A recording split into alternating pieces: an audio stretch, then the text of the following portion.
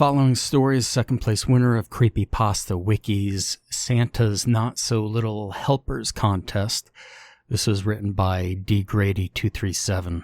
His name might be familiar to everyone. He's written a couple of stories on the channel, such as Dumb Supper, Bokor, Soul Survivor, and the following story is about the Icelandic Yule Lads. And I'm just going to say it now. I'm sorry for some of the mispronunciation, but hey, I tried my best. Let's get into it. Holmlöfi was the largest town on the Stendir Peninsula in Iceland. On that special worshipping day, December 11th, 1987, the town sat silently under a blanket of ash-colored clouds. The air was icy, but there was no wind. The bells from the church could be heard clearly from every cheerfully painted house in town. The inlet of water that flanked the houses was so gray and still, like slabs of cold steel, that all the town was doubled in its reflection. The church itself had an inverted twin growing beneath it, a needle-sharp steeple pointed down, away from civilization. Men and women entered the angular white church in twos and threes. Children were left home for Sunday meetings, the older children watching the younger ones while their parents went to worship. "Góðan daginn," said the pastor, John Magnusson, nodding warmly from the entryway to each guest. "Good morning, Pastor John," Mrs. Helgeson said, smiling brilliantly. She was a woman in the midst of middle age, overjoyed at the recent birth of her son. She and her husband gave full credit for their son's conception to the teachings of the pastor. Mrs. Helgeson walked to her seat in the front pew of the church, her husband following closely behind her. Pastor Jean watched them go, a feeling of pride blossoming in his chest. He looked around at the townspeople filling up the seats in his church. Devoted they were, devoutly, deeply devoted. He liked toying with the words in his head. Pastor John did think of the church as his own, despite his rather recent employment there, after Pastor Isaac passed suddenly a little over a week before Pastor John had taken over, herding the lost flock into his safe embrace. When all had arrived and settled into their seats, Pastor John took his place behind the pulpit and smiled affectionately.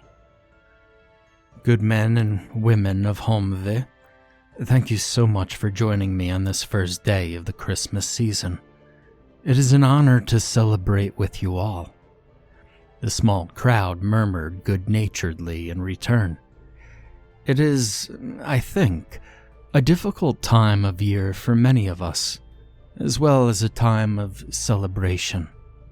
We have so much to take care of before Christmas Eve, and, well, sometimes the tasks at hand can seem overwhelming.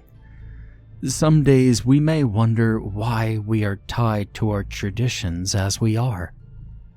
A sigh of agreement floated up to him from the pews.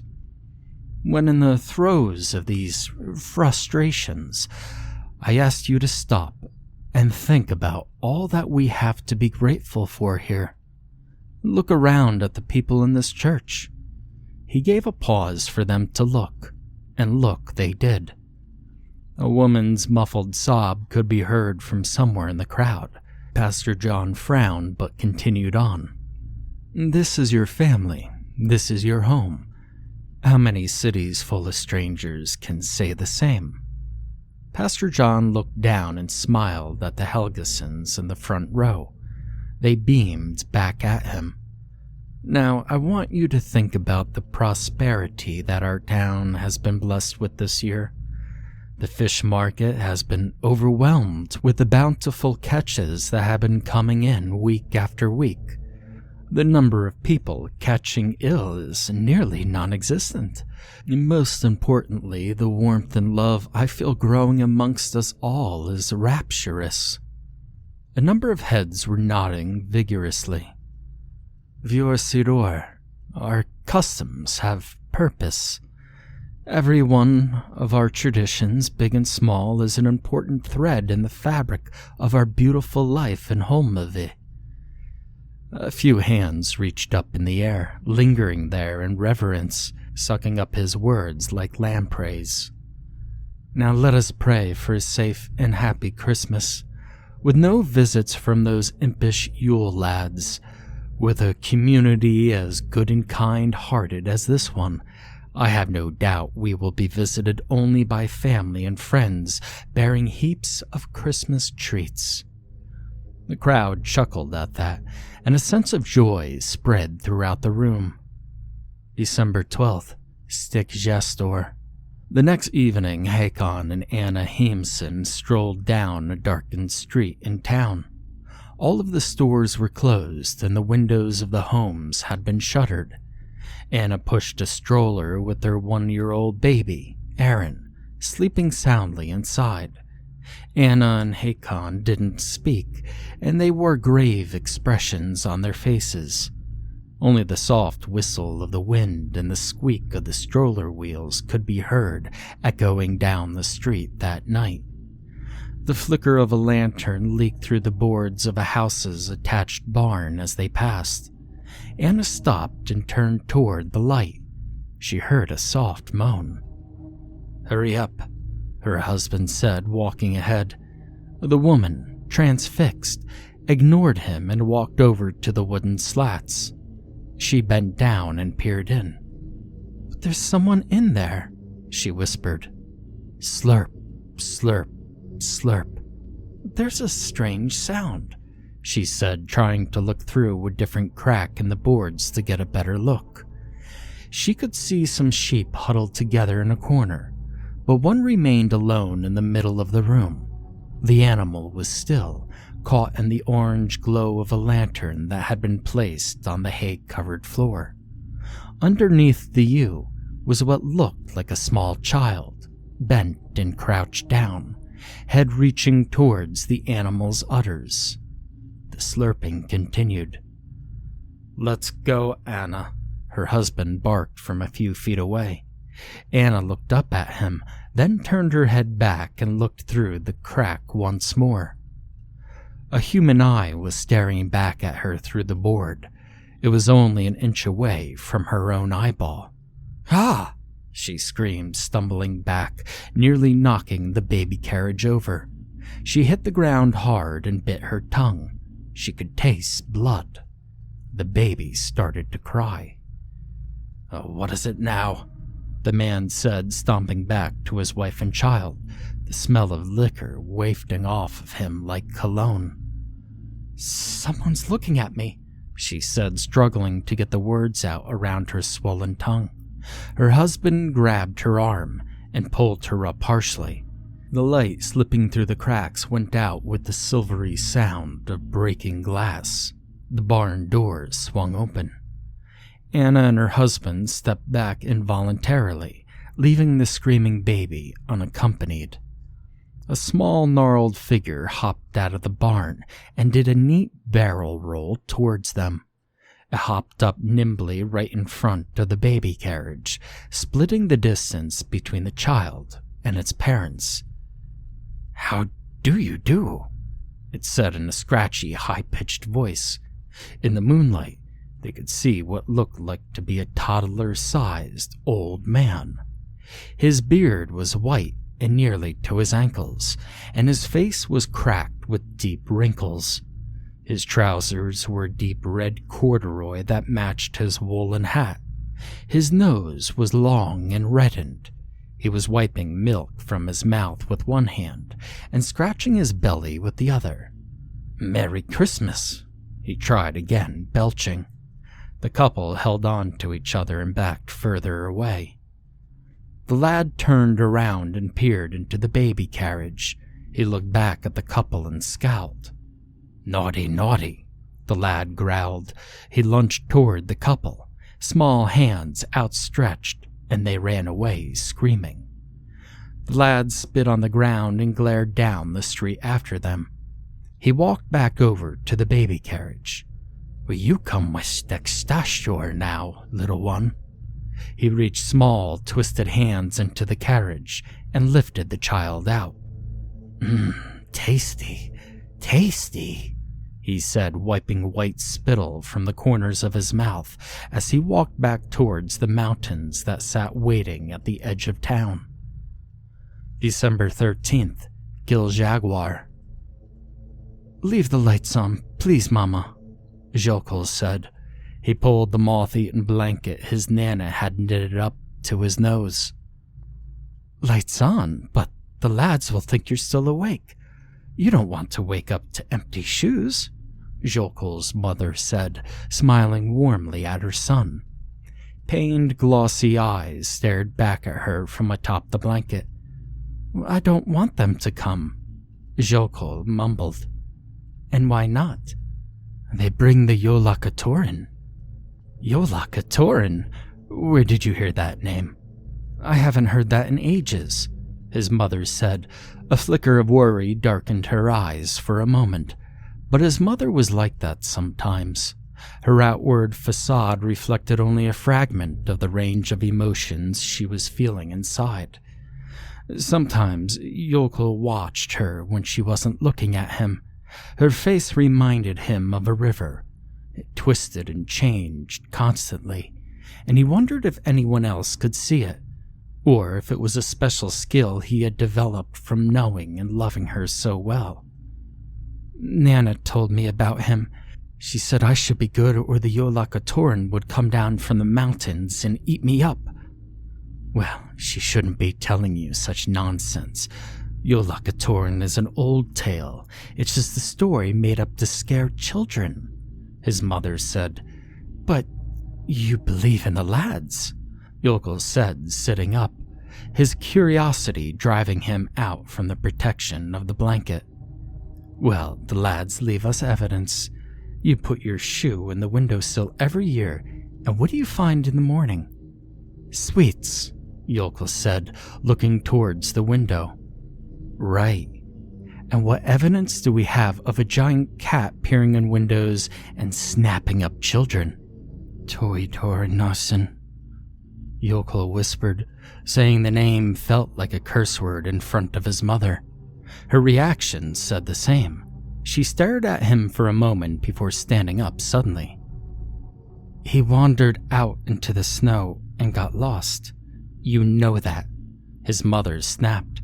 She stormed out of the room, vindictively turning the light switch off as she went. Toridor Narsen was the neighbor boy who had disappeared last year around Christmas time. He was only 3. They found his frozen body in the spring when everything started to soften. Jokol crawled out of bed and dashed to the other side of the room and flipped the switch on. He went to a small wooden bookshelf and pushed around the books until he found what he was looking for. He took a thin illustrated children's book off the shelf and looked at the cover. Tale of the Yule Lads. 13 jolly old men looking back at him from the cover. They were all small, some spindly, some rotund, and all similarly dressed in modest earth-toned plaids and long striped socks. Some wore glasses. One held a grumpy black cat. Except for the cat, they all looked jolly. Jokol opened the book and flipped past acknowledgments and forewords until he got to the beginning of the story. He whispered it aloud to himself. "Let me share with you, on this first Christmas day, the tale of the Yule Lads who awakened today. These critters are friendly most of the time, but if given the chance, they'll put you in a bind. On the 13 days of Christmas, revelers beware. The lads are all hungry and come for your fare. Hide cakes and pies and scraps of meat. Sausages especially are considered a treat. Children of Iceland put on their shoes, hoping their homes the lads won't refuse. With luck's goodwill, treats can be found, tucked into shoes without a sound. For in dawn's pale light the lads must go, home to their mother, Grýla, treats in tow. Grýla the witch is no fair dame. She waits with a cauldron atop a flame. Naughty children, take heed to be good all year, lest the lads come to get you and make you a meal." Yokel closed the book and went to his window. He opened the latch, pulling open the windows, and snatched his sneakers off the ledge. He shut the windows again, fastening the lock.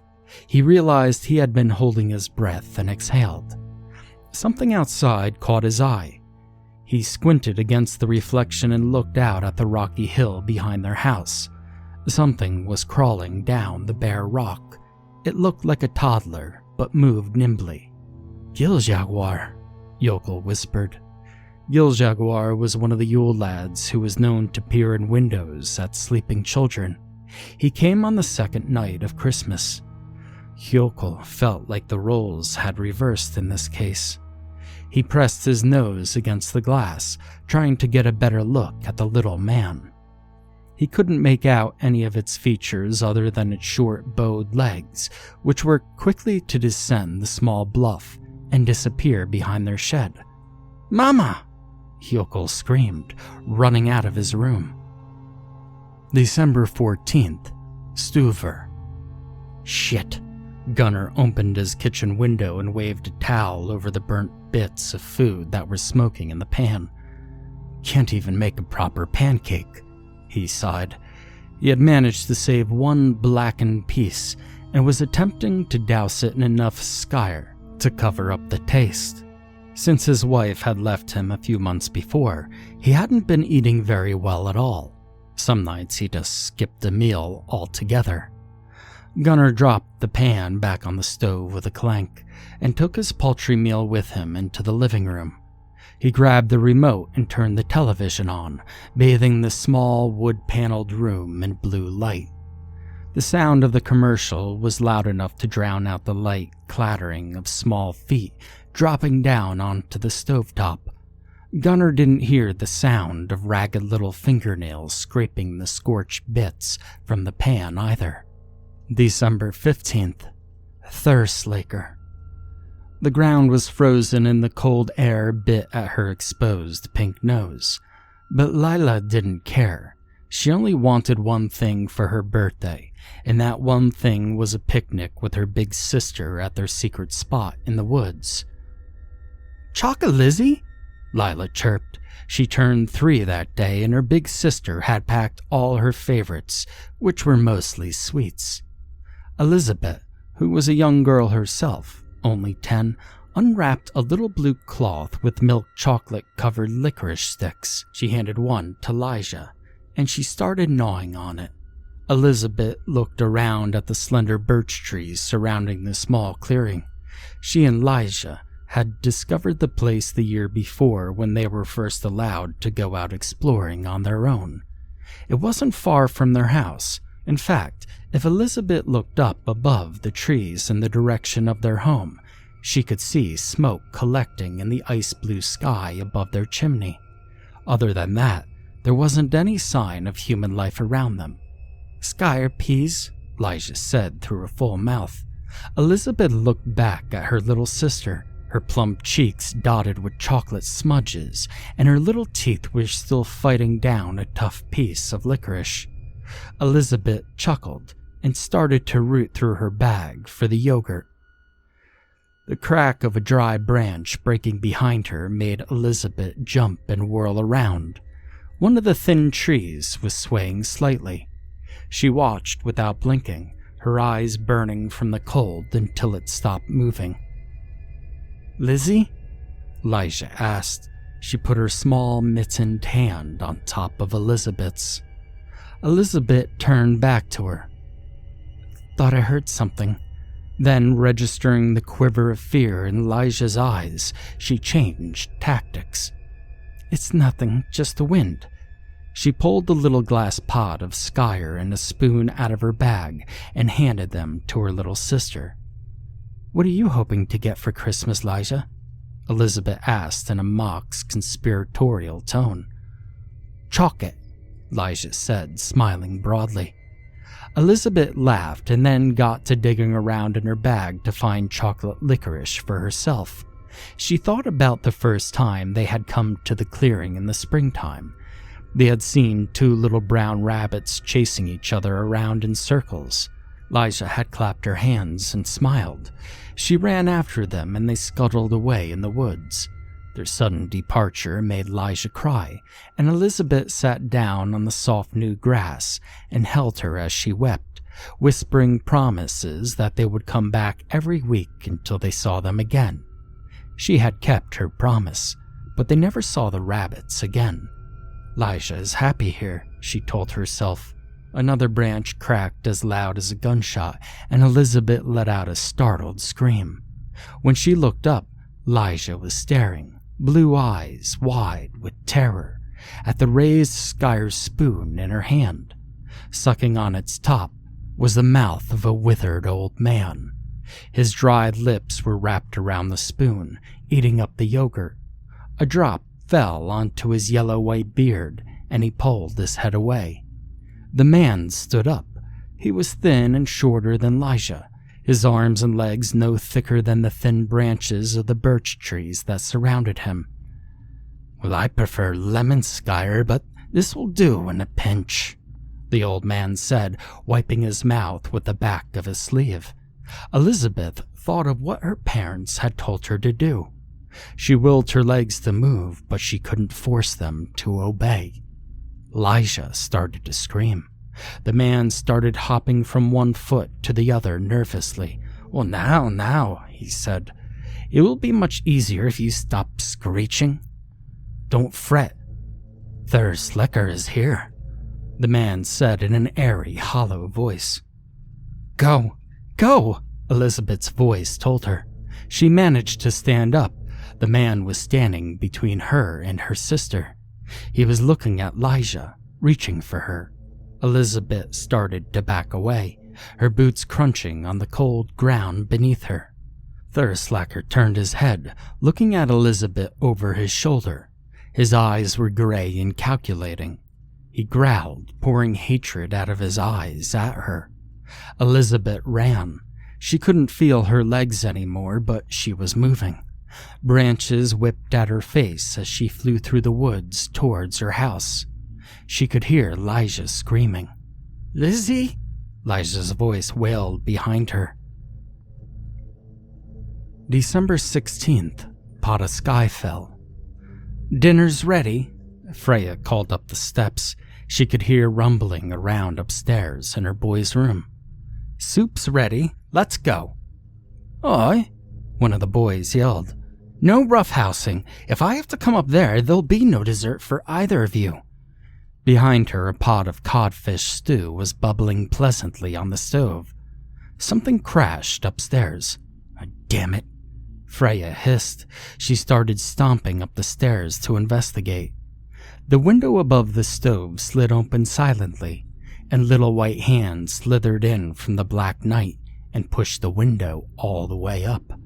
The hands reached in again and grabbed the sides of the pot, immune to the heat, and pulled it out the window. December 17th, Askaslager. "Helgi?" Elin called out to her grandson. "I'm all finished." Elin put her bowl down on the floor beside her bed. Her health had declined to the point of needing to take her meals in bed. Not that she minded being waited on hand and foot. The Lord knew she had devoted her life to taking care of her children, especially Helgi, who was the youngest and most spoiled by far. Should have left him in the woods as a babe, she thought. "Helgi!" she shouted. His footsteps started to thunder up the old wooden stairs of her house that he shared with her. A wrinkled hand, more weathered even than her own, clawed out from underneath her bed, fingers twiddling and searching for the bowl. The door to Elin's room swung open and Helgi stood there, face vacant except for a glimmer of disgust in his eyes when Elin pointed to the bowl beside her bed. "I'm all finished, Helgi. Take the Iskar down and wash it," she said. I don't want to tempt any critters with the crumbs." Helge walked over, looking down around the side of the bed. He was a big man, a few inches over 6 feet tall, and he had to tilt his head to fit in the small bedroom. "Nothing's there," he mumbled. "I put it right there, boy, don't be stupid," Elin said, rolling her eyes. Helge looked at her, murder in his eyes. He knelt down and looked under the bed. Half of his large body was pulled suddenly and violently under the bed. "Helge, what's happening?" Elin screamed. Her little twin bed was rocking from side to side, and she nearly toppled out of it. Helge was making a wet, shrieking sound. Vor Síður. Pastor Jean stood on the bluff, looking out over the water. He had built a small fire near his bare feet. It was the only light visible for miles. He removed his red and white robes. They pooled on the ground around him. Still, there was no wind, but the cold air tightened his naked skin into pimpled goose flesh. The reflection of the firelight rippled across the silver blade held at his side. Pastor Jean raised the knife to his waist and held it in 2 hands, blade facing up. His left hand released the hilt, and he brought his palm up and over the point of the knife, cutting himself deeply. A flow of black blood slid down his arm and dripped onto the ground. He held that same hand below his chest and pricked his left nipple with the tip of the blade, letting more blood flow into his hand. He clenched his fist and kneeled. A tan piece of parchment made from skin lay before him on the ground. He used his bloodied finger to draw lines and shapes on the square. A red rectangle formed. Then the finger swooped back, putting an X through its middle. A line like a red river extended down, branching out on both sides to make smaller lines with circles at their tips. The blood soaked into the parched hide immediately, leaving the lines clean and precise. "Through our customs comes wealth," Pastor Jean repeated. He looked at his finished product and stood, blood dripping slowly from his hand. He looked out over the water. Vor Síður. A soft wind fluttered up from the sea, blowing a few sweaty tendrils of hair away from his forehead. December 18th. Hurdaskiller. Christian and Jarny were surprised their mother had left them with Amelia. She was a strange girl, and they were old enough to take care of themselves. 12 and 10 was nearly adulthood in their opinion. In hindsight, their mother did seem teary-eyed and hugged them a little too long before she left the house to go to her friend's Christmas party. They looked at the teenage girl standing in their bedroom doorway. She was thin, with shoulder-length hair that was dyed lavender. She was leaning against the doorframe, smoking a cigarette, and using one combat-booted foot to scratch her other ankle. "You want a bedtime story?" She smirked, blowing out a wave of smoke from the side of her mouth. She wasn't unattractive, but not feminine in the way that the boys had seen women portrayed in the movies and shows that they watched. But that's not what made her an outcast in their small town. It was the things she said. She had no filter, constantly talking about aliens and conspiracies that she considered everyone else too stupid to understand. "No, I don't think so," Christian, the older boy, said. "Too bad. This one's important, so I'm telling you anyway." The boys looked at each other and then slumped down into their pillows in resignation. Amelia put her cigarette out in a ceramic mug that was sitting on the boy's desk by the door. She stomped over to Jarny's bed and sat down at the foot of it. Jarny pulled his legs up away from her. "You two should know the truth. I'll tell you, but only because I'm a good person and I don't want anything to happen to you," she said. Her face was stone and her voice was deadly serious. The boys glanced at each other but didn't say anything. "If you grow up here, you're lucky. she said, her eyes moving back and forth between the boys. "It's always around Christmas that little kids go missing. They try to blame it on the snow, but it goes way deeper than that." Christian could feel a knot tightening in his stomach. "You think those cute little stories about the Yule Lads are just holiday lore, but they're true. This town just leaves out the scary bits so no one runs away screaming." "Yule Lads? Are you serious?" Christian said, feeling a swell of relief at the absurd turn her story had taken. "I'm serious. And it's not the lads you need to worry about. It's their mother, Grýla. They come down from the mountains in the night and snatch you up so their mother can make a stew out of you." "That's just an old myth," Christian said. He eyed his brother, who was looking at her pale and wide-eyed. "And the people here, they know about it," she continued. "They let it happen." "This is bullshit," Christian said. He hadn't meant it to come out so harshly, but he was frightened, despite his efforts to appear unbothered. He felt stupid for letting her rattle him, but he couldn't seem to help it. A door banged open and shut downstairs. They all turned their heads toward the sound. Emilia let out a little gasp. "What was that?" Jarn whispered. He had the blankets all the way up to his eyes. "I'll go check it out," Emilia said, trying to sound brave, but her voice was shaking. She left the room, but paused in the doorway. She looked at them for a moment and then walked away. They could hear her boots clomping down the stairs. December 19th, Sky Gobbler. Grýla turned the open sign to closed and turned off the lights of the cafe. The chairs had been flipped and all the tables wiped down, as well as the coffee and espresso machines. She just had to do some dishes in the kitchen, and then she was done for the night. She didn't usually work night shifts, but she needed the extra money for Christmas gifts. Walking home in the dark was not ideal, but she didn't live far.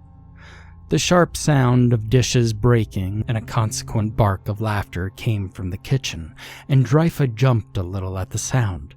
She walked back towards the kitchen door and peered through its round window.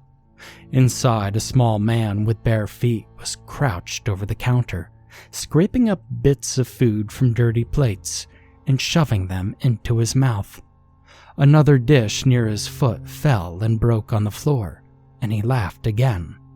A bit of pickled herring falling out of his open mouth.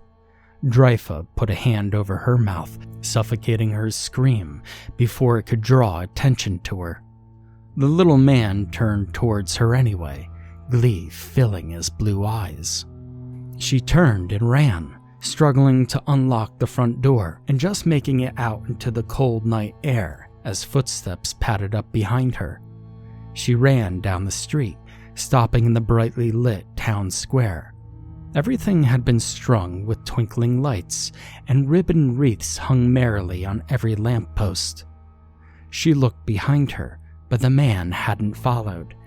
An ear-piercing scream made her put her hands over her ears. She looked around and saw a small wriggling bundle on a bench. She walked closer to the bundle, and to her horror, she saw a screaming baby inside. Little puffs of breath were trailing out from its pink mouth as it wailed. A crude drawing made of lines and shapes was drawn on the baby's blanket in red viscous liquid. Grýla looked around, but didn't see a soul. December 20th, Sausage Swiper. "It's that damn dog, and you know it," the woman shouted at her husband. "How would he even get up on the counter?" "Then where did the sausages go?" "To hell with it. I'll get more in the morning. I'm going to bed," the man said, defeated. The curtains in the kitchen window fluttered against the cold night. December 21st, Window Peeper. Through the frosted glass, a tiny man in thick spectacles watched a couple argue. They hadn't noticed him, being as they were caught up in the throes of a nasty quarrel. The man couldn't hear what they were saying, but the woman was holding her baby against her breast and weeping. The man was screaming at her, his face getting redder by the minute. The bespectacled little man noted that their living room was impeccably decorated, white lights and garlands hanging from the stairs railing, and a Christmas tree peppered with nostalgic baubles of a charming homemade quality. A fire roared in the fireplace, casting the whole scene in the ideal light. The man grabbed the baby and pulled it away from the mother's chest. She dropped to her knees and wept. December 22nd. Got a fever. Making Christmas cookies was the one thing that had got Kristen in the mood for the holidays. She wasn't the best baker, but her cookies always turned out to be at least edible, and she enjoyed the process.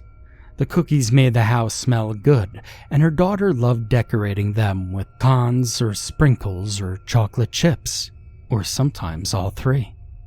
Sniff, sniff, sniff. Kristen turned around, listening. There was a distinct snuffling sound coming from somewhere in the living room, which was really just a space a few feet from the kitchen, separated by a couch.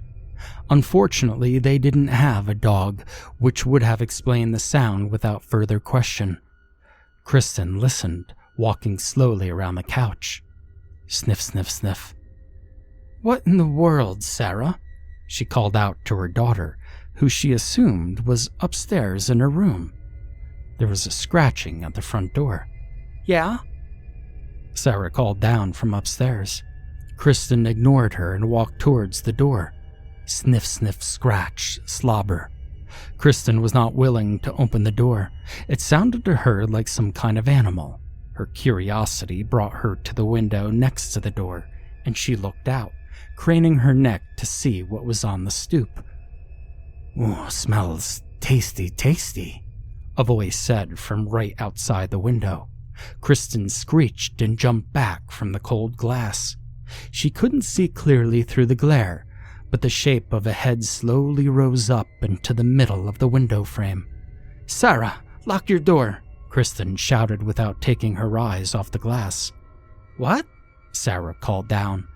A pink bulbous nose slid up the glass. It dragged a clean spot up the window and was followed by a fat, slobbering tongue that licked up the remains. "I said lock your door," Kristen shouted again. She ran back to the kitchen and grabbed the phone off the hook. December 23rd. Meat Hook. Meat Hook's slight form moved quickly through the snow. He was light enough that he was able to walk atop it without causing much of an indentation. He was slightly winded, however, from dragging the little sleigh with the sleeping child inside. "Tasty tasties on their way home, aren't they? Mother will be pleased," he said in a childlike voice that contrasted greatly with his wizened old features. He was nearing the mountain now, the village but a speck behind him. He kept on pulling, the sleigh moving steadily across the snow and ice. Sleeping baby and heap of sausage links bouncing as they went. December 24th. Candle Stealer. In the Agnarsson house, Christmas Day celebrations were underway. A symbol in red marked the day on their front door, just like all the other doors in town. The 3 children of the house, ages 3, 5, and 9, were sitting at the windowsill of their bedroom, lighting a candle to place in a shoe on the windowsill. "What if it goes out in the night?" the youngest asked. "It won't," said the oldest. "How do you know?" the middle child asked. "Well, because it's magic," the oldest said, placing the squat lit candle in his shoe on the windowsill. The flame cast tiny shadows down on the snow-covered ground as it danced in the wind. 4 hours later, after all were asleep, Candle Stealer trudged towards the mountain, chewing amiably on a stubby candle. His short legs struggled under the weight of the unconscious 3-year-old slung over his shoulder. December 24th. Grýla. an old woman stirring the bubbling pot by fire in candlelight. The cave where she dwelled was not damp or drafty. It was well insulated with rugs and blankets strewn about and hung over the stone walls. Little wooden beds with the names of their occupants were placed throughout. The smell of meat and spices was intoxicating. There was never a moment where a stew wasn't simmering away in her cauldron. Grýla's fuzzy gray hair floated around her head like a cloud of smoke. Her nose was long and hooked, and a bead of sweat formed on its tip as she worked laboriously at stirring the concoction. "More peas, Mama?" a little girl with blue eyes asked, holding up her bowl. She only came up to Grýla's hip. She patted the child's soft hair and smiled. "Of course, dearest," Grýla said. "And for dessert, how about some chocolate that we brought back from town just for you?" "Chocolate?" the girl squealed. "She's not your mama," an older boy said from the corner. He had just arrived that day and was still frightened. "She is now that your parents have done away with you," Sausage Stealer said coldly. The small lad was sitting in a chair with his feet propped up by the fire. He snapped his teeth into a mass of sausage and glared at the boy. "Hush now," Grýla said. "Don't listen to Jug. He's grumpy from his journey. Let him warm up a bit." "Gil Jaguar," Grýla called out. "Yes, Mama?" Another small bearded lad popped out from the smaller room in the cave. "Go wake up your brother. It's time." "Yes, Mama," Gil Jaguar said. He walked out of the cave into the snowy night. "Where's he going? Who's Yolakatorn?" the boy huddled in the corner asked. His eyes looked haunted and desperately tired. "Yolakatorn is my cat," Grýla said, smiling. "He will take care of your naughty parents." The boy shook his head in confusion, and a tear slipped down his cheek.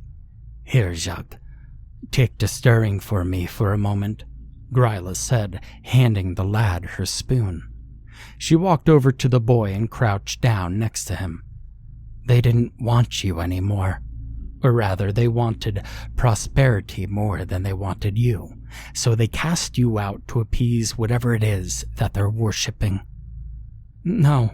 He closed his eyes, shaking his head back and forth. "They're coming back for me. They left me in the woods by accident." He started to cry. "An accident? No, dearest, but I'll allow that if that sorcerer hadn't arrived in town to stir everyone up. This may have been avoided." She shook her head and sighed. "A whole town agreeing to it is what baffles me." "Doesn't baffle me one bit," Sausage Stealer scoffed. He was breathing heavier than usual as he tried to stir the spoon around the enormous pot. "It's human nature. A stranger says, leave your youngest outside to sacrifice to the elements. May the strongest survive. And a whole town of rational folks goes ahead and does it. They're beasts, pure and simple."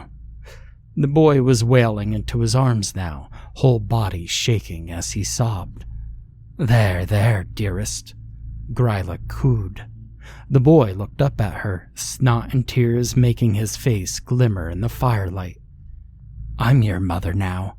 Grýla opened her arms and waited. The boy took only a moment to think before leaning forward and letting himself be wrapped up in her warm embrace. December 24th, Pastor Jean. The church was filled with every adult from Holmavik, and no one spoke a word.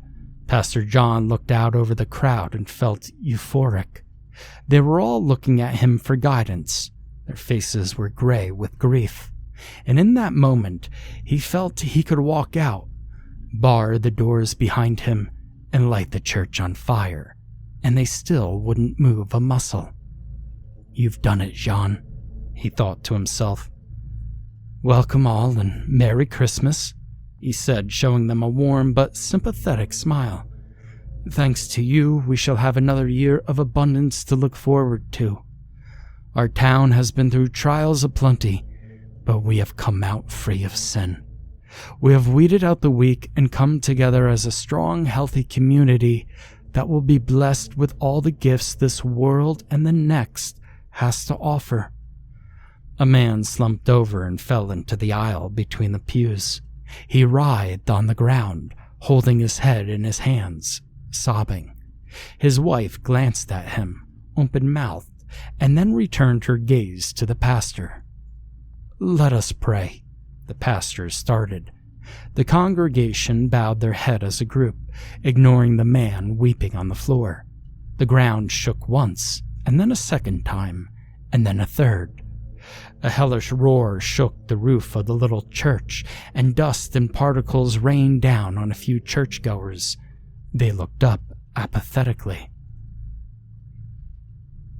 "We are safe here together. Whatever the world brings upon us, we are protected by the old ways," the pastor said, voice quivering slightly. He had not anticipated any interruptions during their gathering. But then again, the old magic was new to him, and he supposed some surprises could be in store for him and for the people of this town who had all made the ultimate sacrifice. Might that not bring hell upon them, as well as the gifts and protection they sought?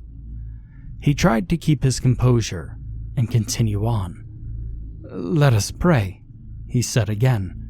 A ripping sound erupted from the roof, and 10 feet of wood and shingles tore away, exposing them to the frigid night sky. A yellow's cat's eye the size of a car eclipsed the hole in the roof. A rumbling hiss filled the space, vibrating the seats. And finally a woman broke and started to scream. She ran towards the door and pulled on the handles, but they were locked. Outside, Giljager stood by the door, picking his teeth with a toothpick, 3 planks of nailed wood barring the only exit. A massive black cat's paw reached in and tore Mr. Helgeson in half. He kept making sounds while looking at his intestines pooling out on the church carpet.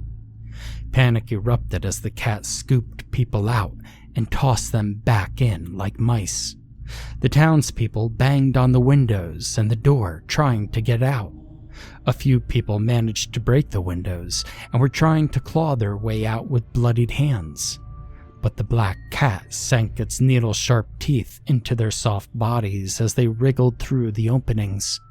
He snapped off their heads and chewed through their bones, lapping the blood off of his mouth before moving on to the next victim. The screaming could be heard faintly in the mountains, echoing off the icy bluffs, but in Grýla's cave, all the children were warm and sleeping, firelight bathing the room in a soft peach glow.